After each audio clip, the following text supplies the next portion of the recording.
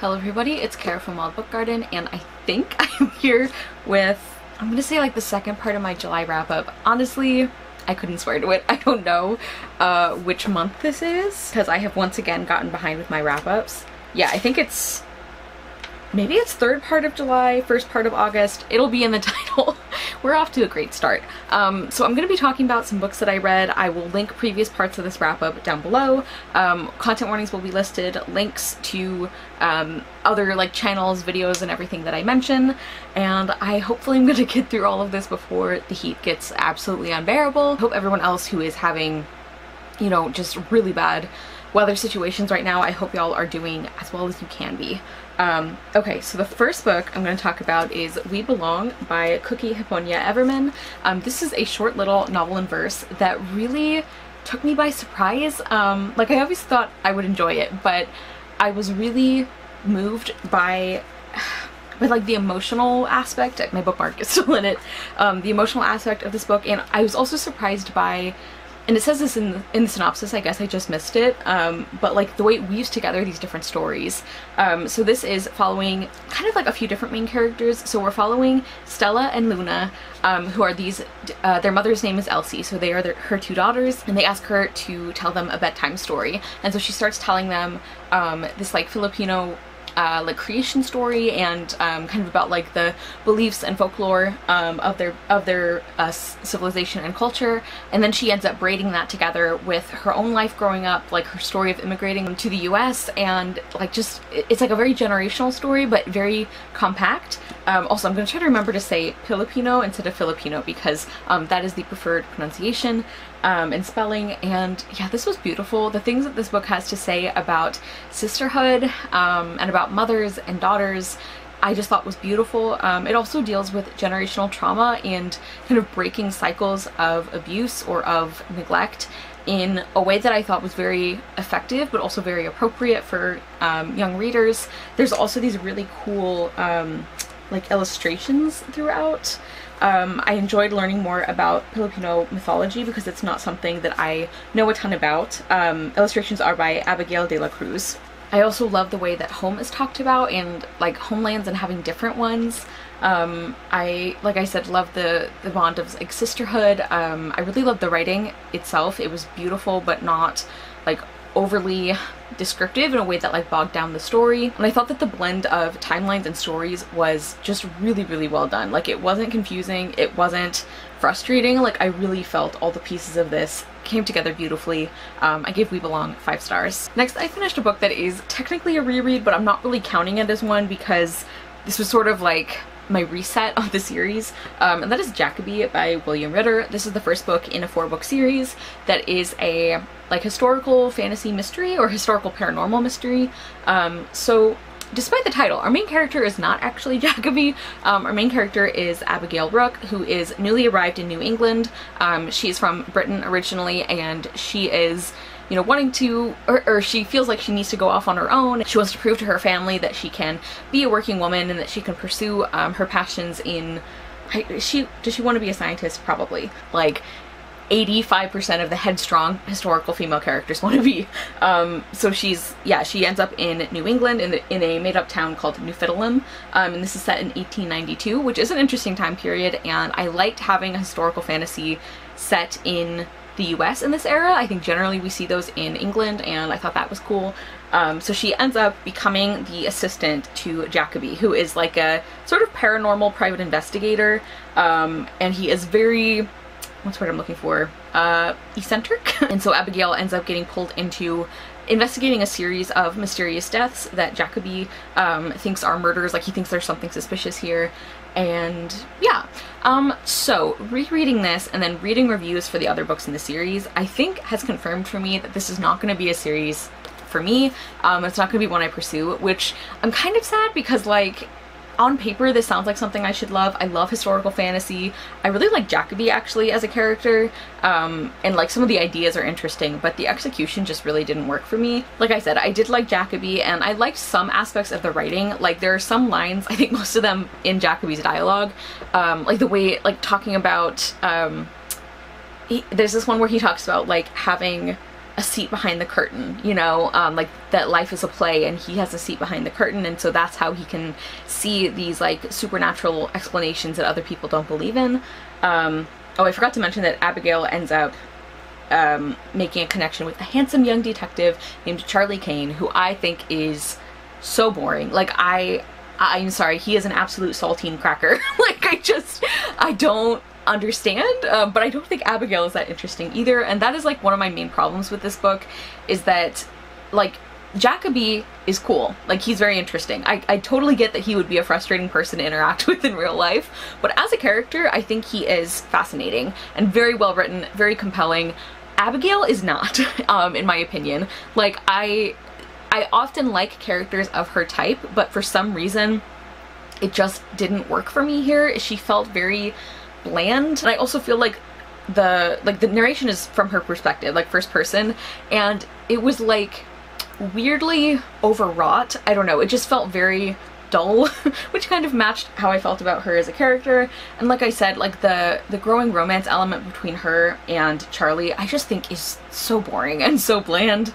I was hoping to like that more, or to be more okay with it this time around, and I still just don't think it makes sense. Like the like quickness of her developing feelings and the like seriousness that she gives them is very strange to me. Like, they've had like 2.5 conversations, and at that point she's already like referring to it in her mind as like coming to terms with my feelings for him, and I'm like, what feelings? Like, you've barely talked to this man. So yeah, I didn't think that was especially well done. The mystery was like fine, and I also liked Jenny, who is a ghost that lives in Jackaby's house as well. Like, I enjoyed some of the side characters, but the word I was looking for the narration style is wordy. It's funny that I forgot that one. Yeah, I was just very bored and very underwhelmed. Like, this is a very weak 3 stars for me. As I said, I won't be continuing the series, and I also think I would be very frustrated by some later developments, and yeah, my boredom is just like a big piece of this. I have to say that I strongly would not recommend the audiobook for this. I've mentioned that I've been doing a lot more audio because I've been knitting and cleaning a lot. I ended up going back to reading this one physically because the audio narrator I found absolutely unbearable. Like, her actual narration, like general narration voice is fine. Like, I don't think she's untalented, I don't dislike her voice, but like the character voices that she picked for almost all the characters were so grating to me. And also, this is one of the worst American accents I have ever heard in my life. Like, I truly don't understand how that audiobook got produced that way. Like, it's really odd. And also, like, it was partly the accent and partly the character voices that she chose. Like I mentioned, I really liked Jackaby as a character, but that was not at all due to the narrator's performance, because I hated the voice that she chose for him. And also, she did these weird, like, vocal quirks where it's like, I don't know if she was trying to give them, like, character or what, but, like, for example, with Jackaby, she would, like, pronounce every single silent H. So it was so exaggerated. So like, he'd be talking to somebody and he's like, what do you think we should do next? And I'm like, that's not fun or quirky or interesting. That is incredibly distracting. So anyway, I personally really don't recommend the audio, but yeah, this was just, it was successful in that this has proven to me that I was right to give up on the series the first time. I know people like it, but it just wasn't for me. Next, I finished The Chaos Curse by Sayantani Dasgupta. This is the 3rd book in the Kiran Mala and the Kingdom Beyond series. This is the final book, and this is a series of, like, I feel like they'd be shelved with like Rick Riordan Presents, even though that's not from this isn't from that imprint. We are following Kiran Mala, our main character, who in the 1st book finds out that she is connected to these like stories that she grew up hearing about that are maybe actually not stories, like the Kingdom Beyond, which she grew up hearing about from her parents as these like different like Indian like stories and folk tales and things, and turns out they're real, and Kiran Mala is involved. And so by this 3rd book, it is becoming clear like what one of the big threats is, and so her and a couple other characters that we know from earlier books are trying to prevent this big bad thing from happening that has to do with stories and like what is happening with the Kingdom Beyond. And yeah, I enjoyed this 3rd book. I think this has actually been my favorite in the trilogy. I also want to mention that I listened to a good chunk of this on audio as well, which the author narrates, and I thought that was really fun. She did a good job. I enjoy Kiran Mala as a main character. I really like the world. I really like the themes of this one. I can definitely see some people saying that it is too on the nose about like having different stories and things like that, but I really liked it. I will say I wish there's like one supporting character that we barely saw anything from in the second book, which made me sad, and we also don't see much of them in this book, which makes me sad again. Like, they were one of my favorites, so I wish we would have gotten to spend more time with them. I also really like the friendships here. I really like that we see that being interested, like being a girl who's interested in STEM and being super girly are not mutually exclusive. Kieran Mala has kind of had to like realize that throughout the series, and I really like that. Also, I love that this book really pushes back against the kind of good species, bad species dichotomy that comes up a lot in fantasy, so I thought that was very cool. And also, as with previous books, the humor was kind of hit or miss for me, but that wasn't like too much of a problem. So altogether, I enjoyed this, and I gave The Chaos Curse 4 stars. Next, I finished Teen Queen by Tansy Rayner Roberts. This is a very tiny collection of, I feel like, micro fiction and nonfiction, like they're very, very short essays, poems, and a few short stories that are all about different queens from legend or from history, and kind of like about like why we are so fascinated by them. And I love this. Like, Tansy Rayner Roberts is an author who I have really been enjoying, and this like concept is up my alley so much. Also, like some of the queens that she talks about, like Clytemnestra, Cleopatra, Helen of Troy, like the ones that she chooses are also ones that I have strong feelings about, so that was a positive as well. I just really enjoy the way that Tansy Rayner Roberts writes. I like her humor. I like the connections that she makes. I will just emphasize again that these are very, very short pieces, so don't go into this expecting the kind of like longer narrative nonfiction, or like for these to be like long short stories or novellas or anything, because they are very, very short. Like this whole collection is maybe like 100 pages. So if that's not something that you think you would enjoy, you probably won't enjoy this, but I loved it. I gave Teen Queen 5 stars, and there really weren't any misses for me. Like, I loved all the essays, all the poems, all the stories. Yeah, so I thought this was great. Next, I finished When We Were Alone by David A. Robertson, illustrated by Julie Flett. Let me show you some of those beautiful illustrations.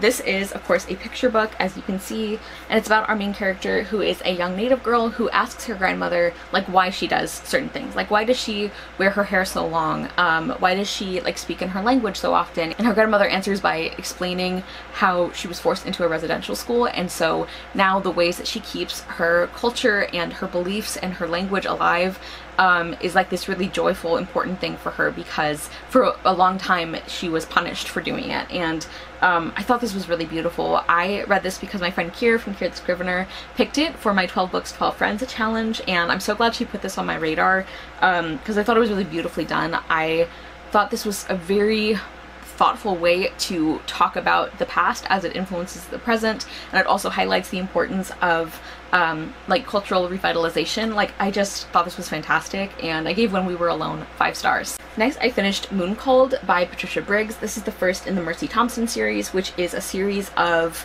paranormal, like urban fantasy books that I've heard a lot about, and I finally read the first book. I listened to this on audio. Who is the narrator? Did I write that down? Yes, Lorelei King, who I thought was fantastic. And I enjoyed this so much more than I thought. Like, I think this has been probably one of the biggest surprises for me in terms of my reading year so far, because urban fantasy and paranormal is not really my thing, and so even though I knew a lot of people liked this series, I was a little hesitant about it, but I really enjoyed this first book. We're following our main character Mercy, who is a mechanic, and she is also a coyote shifter, so not exactly like a werewolf, because she actually gets to choose when she shifts into a coyote, but kind of similar. And in this world there are fae, who everybody knows exists, and then there's also like vampires and werewolves and other kind of beings like that who are not like in the public eye, like people, like regular non-magical people don't know about them. And Mercy ends up getting drawn into kind of a like murder investigation, sort of. Like, she just is kind of, you know, minding her business, running her mechanics shop, and then she ends up getting pulled into this conflict involving like these different werewolf packs and things like that. So yeah, I thought this was great, and one of the big reasons, probably the biggest reason that I had such a great time with this is Mercy herself. I freaking love her. Like, she's probably on my like favorite main characters list now, because she is just so smart and competent and practical and very compassionate, and I just really, really love her. I love her humor. I love her kindness. I love her fierceness. I love that she is brave but not like stupid about it. And one of the things that I also love about this book is that Mercy explicitly calls out the like misogynistic bullshit that happens like in a lot of like werewolf stories, with like the like mating thing and the like pack females and like all of that, which I love, because that's one of the big reasons that I don't pick up a lot of urban fantasy or paranormal, because I really don't like that stuff. So I love that Mercy didn't like it either. She was not going to stand for it. I do wish that she had had like a little more like female friendship. I'm hoping in later books that we see some of that, because I do understand why with the pack dynamics, why the other female characters would dislike Mercy. But I'm hoping that we kind of move away from that in later books. I also thought the fantasy elements and the way those were combined with the contemporary setting was really interesting. I was very engaged in the plot actually, and like the mystery. The only thing I'm a little hesitant about is like the way that the Fae are described as living on reservations, and then also some of the discussion around like coyote shifters and like skinwalkers and that kind of thing. I'm not super comfortable with, because I think Patricia Briggs is a white woman, and I think she might be trying to comment on some real world things, and I just don't know how effectively she does it. But it wasn't a super prominent part of this book. But overall, I had a great time with this, and I gave Mooncalled 4 stars. And again, just special mention to Lorelei King, because I thought she did like the perfect voice for Mercy. I loved that. Next, I finished Gilded by Marissa Meyer. This is the first book in a duology that is a Rumpelstiltskin retelling. I buddy read this with my friend Kelly from Cozy Reader Kelly. And this is a very, I was gonna say polarizing book. I feel like most people I've heard read it have really not liked it, but I do have a few friends who have really enjoyed it. And I'm very mixed about this one. So we are following our main character, Serilda, who is like the miller's daughter of the Rumpelstiltskin story. And she is also like kind of a compulsive liar, although there are like sort of magical backstory reasons for it, which I find that a much more like compelling reason for that behavior. I don't know. And so she finds herself making up a story to the Erlkönig, or the Elf King, about what she's doing like out in the snow when like the wild hunt is going by. She's trying to help somebody out, and so she ends up telling a story about changing straw into gold, and he does believe her, so she gets away, but then he shows up later to collect her, to like make her spin straw into gold for him, and if she can't do it, then she has to admit that she lied to him, and he's gonna punish her, probably kill her, because he does not like being made a fool of. And Serilda is really desperate because she can't actually spin straw into gold, and so she ends up thankfully getting help from another person who is of course the Rumpelstiltskin character. So I liked the writing. I enjoy Marissa Meyer's writing style. I thought the atmosphere was conveyed really well. I really liked the elements of stories and like folklore and how those were used. And I also appreciate that this is a fantasy world where like things that sometimes are a big deal like aren't really. Like there's mention of like queer relationships, and it's just like not a big thing, which I thought is cool. And then I also found that their Erlkönig was a super interesting antagonist. I found him just like a very interesting character. Like absolutely awful, but very interesting. Otherwise though, this just I didn't enjoy this as much as other books I've read by Marissa Meyer. Serilda as a main character was fine.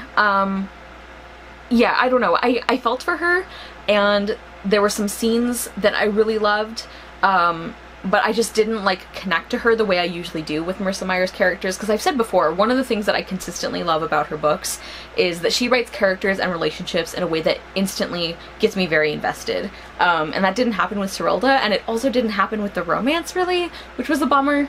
Like there are plot reasons why I think their fast connection makes sense, but it still just didn't do a lot for me. Like, I don't know, I wasn't really blown away by the romance, even though I liked that supporting character. Like, I just feel like the characters overall were kind of meh. Like, I also really didn't care for Serilda's father, and she was like really close with him, so that was like a big part of the story in some sections. Yeah, I just felt pretty mediocre about some of the characters, or a lot of the characters. And then also this felt really, really slow to me. Like, this book is 500 pages, and it really doesn't need to be. I think we could have cut out like at least 150, and I think the story would have been better for it. Like I get about like building the atmosphere and the tension, but this book just, it felt long, whereas like the Lunar Chronicle series, for example, some of those later books are very long and yet they don't feel like it to me. This one really did feel like it, and I just don't think there was enough interesting story or character development to support 500 pages for me. And then also I found the ending very jarring and very frustrating, and not in a way that I think we're supposed to. Like the way that the ending played out, I don't think made sense for other parts of the story. I can't really get into specifics because of spoilers, but like, yeah, this just was kind of like meh for me, which is sad because I love Marissa Meyer, but that's okay. It wasn't awful, and I do still like her as an author. It's just, you can't win them all. So I kind of settled on like a 3 stars for Gilded. Again, it's kind of like a weak 3 stars, but it was fine. And also, I think this was my first audiobook that I listened to by Rebecca Soler, who is amazing. And it's so funny because like I finished the audiobook and I thought she did such an incredible job, and I had forgotten what the narrator's name was, and then I look it up after and I'm like, oh, Rebecca Soler, like I know who she is. Like even I, as an audiobook newbie, have heard of Rebecca Soler, so that was fun at least. I definitely think that the audio was a big part of the reason that I was able to get through the book as quickly as I did. Next, I finished Alcatraz versus the Evil Librarians by Brandon Sanderson with illustrations by Haley Lazo or Lazo.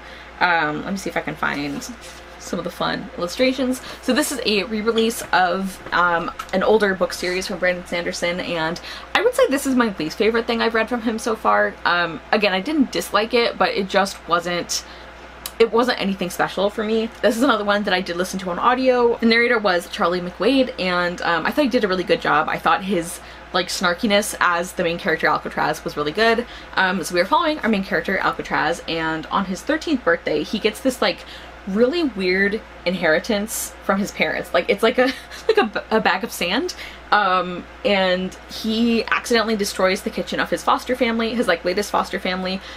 He's then really like bounced around to like different foster families for a long time now. He thinks that the bag of sand thing is a joke until it turns out that there's a bunch of evil librarians who want to steal it from him, that it's actually very important.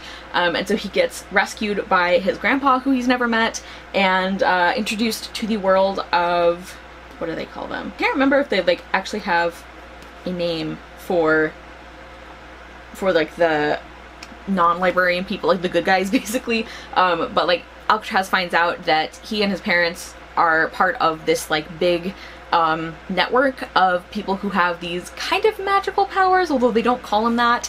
It sort of feels like a cross between magic and like superhero abilities, and that there are these evil librarians who are like keeping things from the people and you know, trying to take over the world and stuff. So I actually really liked some of the side characters. I liked the like magic powers aspect a lot, especially like I thought it was cool how you would hear what somebody's like ability is and it sounds like super mundane and completely not useful, and then you see them use it and it's like, actually that's really smart, that would be a huge advantage. I just find things like that really interesting and fun.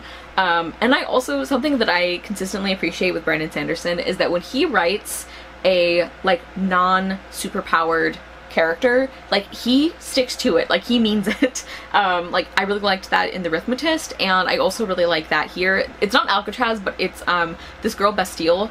I really found her a very interesting character and very sympathetic and compelling, but I didn't really care for like the overall plot or story of this one. It's not quite my thing. I feel like the humor, some of it I thought was really fun and clever and really worked for me. Some of it I just didn't click with. It felt kind of like forced or over the top to me, but humor is very subjective, and yeah, just like the overall story wasn't really my thing. And also, this is not something that I'm like blaming Brandon Sanderson for, because this book first came out like more than 10 years ago, but in the year 2023, with the like ongoing like hatred and, you know, just directed at like librarians and teachers and like all of the book banning and censorship and all of that, the whole like evil librarians that are like keeping information from people, or that are like, you know, I don't know, that just doesn't play very well, I think. But as I said, I'm not blaming the book or the author for this, because this is like an older book, but that also was something that wasn't super fun about the story to me. So like the plot wouldn't have been my thing anyway, but I think like especially like in the current day, it doesn't, I think, play super well. So I gave Alcatraz versus the Evil Librarians 3 stars. I don't plan to continue the series, but I'm glad I finally read this one. Next, I finished A Bit of Earth by Kuro-no-Ryuzi. This was for me and Hana. We did a live show as part of my Not a Genre book club. Hana loved the discussion for this one, even though the video is on my channel. And this is a contemporary retelling of The Secret Garden with a Pakistani main character, and her name is Maria, and I love this so much. Like, I still need to summarize it, but like, I just want you guys to know this was fantastic. Hana and I have both been excited about this book since it was announced, so it was wonderful to discuss it with her. But yeah, so we're following Maria, and her parents have died kind of recently, and she has been taken in by various family members who don't really seem to want her there. And so then finally she is kind of, she's going to be taken in by some really close friends of her parents that they like knew through like their work or through their like college, and she ends up going to their house on Long Island, like around New York, but in more of like the like countryside New York, so not New York City, just for people who aren't like from the US. And Maria is, by her own admission, not a nice girl. She is very prickly, very closed off, but I felt for her so much. I think it is totally understandable why she would react this way, why she would have to protect herself from being hurt over and over again because of the things that have happened to her and because of the way that she's never really felt wanted. And I just love this book. We of course see Maria discover this garden and start to bring it to life, and how she kind of comes to life as well at the same time, and we see her start to make friends, start to connect with some of her parents, like kind of extended like family or like friends, and I just thought this was a really beautiful story in the way it dealt with grief and friendship. I also really like the way that Kuro-no-Ryuzi adapted some of the elements from the original for a modern story. I thought that was brilliant, but I also think this really stands on its own as like a separate story. Like, you don't have to know The Secret Garden to enjoy this book. I also loved the writing. I was not expecting this to be a mix of poetry and prose. Like, there are sections in verse throughout, and I thought those were beautiful, especially for conveying Maria's like emotional state. There were some lines in here that were just absolutely beautiful.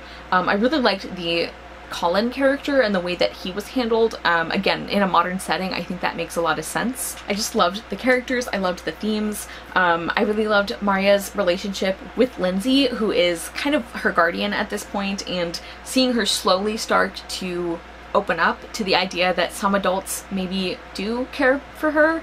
It was just really, really lovely. The only thing is that near the end there is one or two pretty significant like character shifts, and I think we needed a lot more development for those, but I loved everything else so much that I don't really care that much. So I gave A Bit of Earth 5 stars. Loved it. Next, I finished Briers Book, which is the 4th and final book in the Circle of Magic series by Tamora Pierce.